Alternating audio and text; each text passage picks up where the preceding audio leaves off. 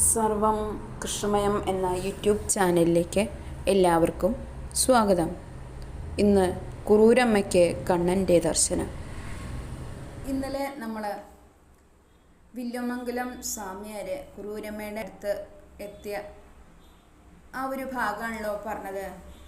അപ്പോൾ ഞാൻ എല്ലാവരോടും പറഞ്ഞു, കൃഷ്ണനെ നമുക്ക് സ്വപ്നത്തിൽ കാണാൻ കഴിയും എന്നുള്ള കാര്യം ഞാൻ വീണ്ടും വീണ്ടും എല്ലാവരോടും പറഞ്ഞു തന്നെയാണ്. കാരണം ഞാൻ കണ്ട വ്യക്തിയാണ്.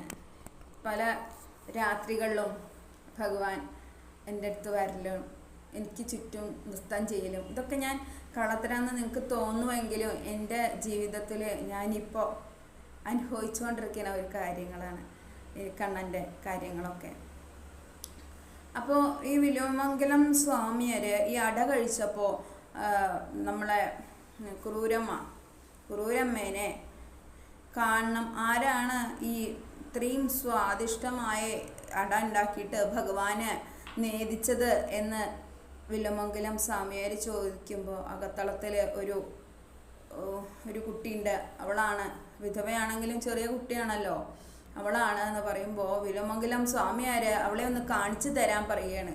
അപ്പോൾ അച്ഛൻ തിരുമേനി, ഞാൻ പറഞ്ഞില്ലേ, വിധവയാണെങ്കിലും ഒരു യോഗി അല്ലെങ്കിൽ സന്യാസി വര്യൻ കാണണമെന്ന് പറയുമ്പോൾ കാണിച്ചു കൊടുക്കാതിരിക്കാതെ ശരിയല്ല എന്നിട്ട് തോന്നിയതുകൊണ്ട് അച്ഛൻ തിരുമേനി കാണിച്ചു കൊടുക്കുകയാണ് കുറൂരമ്മേനെ.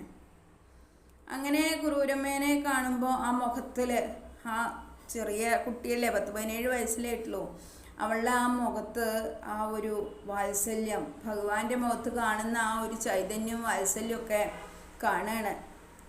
ഇത് കാണുമ്പോൾ സ്വാമിയാർക്ക് തോന്നുകയാണ്, ഇത് ഉണ്ണിക്കണ്ണൻ അത്രയും അനുഗ്രഹിച്ച ഒരു കുട്ടിയാണ് എന്ന് തോന്നുകയാണ്.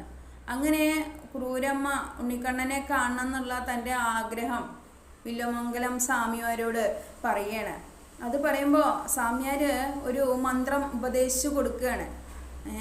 ഈ മന്ത്രം നീ സ്ഥിരമായിട്ട് ചൊല്ലിയിട്ട് ഭഗവാന് പായസവും അതുപോലെ ഉണ്ണിയപ്പവും മോരും ചോറും കണ്ണിമാങ്ങയും നെല്ലിക്കയും ഒക്കെ സ്ഥിരം ഭഗവാന് സമർപ്പിച്ചോളൂ, ഉണ്ണിക്കണ്ണൻ നേരിട്ട് ദർശനം തരുന്ന പറയുകയാണ് കുറൂരമ്മയോട്. ഇത് കേട്ടിട്ട് കുറൂരമ്മയ്ക്ക് വളരെയധികം സന്തോഷം തോന്നി. കാരണം താൻ എത്രയോ കാലങ്ങളായി, ശരിക്കും പറഞ്ഞാൽ ജനിച്ചന്ന് മുതലേ ഭഗവാനെ ഭജിക്കൽ തുടങ്ങിയ വ്യക്തിയാണ് കുറൂരമ്മ. ആ ഒരു ഭഗവാനെ കാണാൻ സാധിക്കും എന്ന് ഉറപ്പായിട്ട് ഒരു മുനിവര്യൻ തനിക്ക് വാക്ക് തരികയാണ്.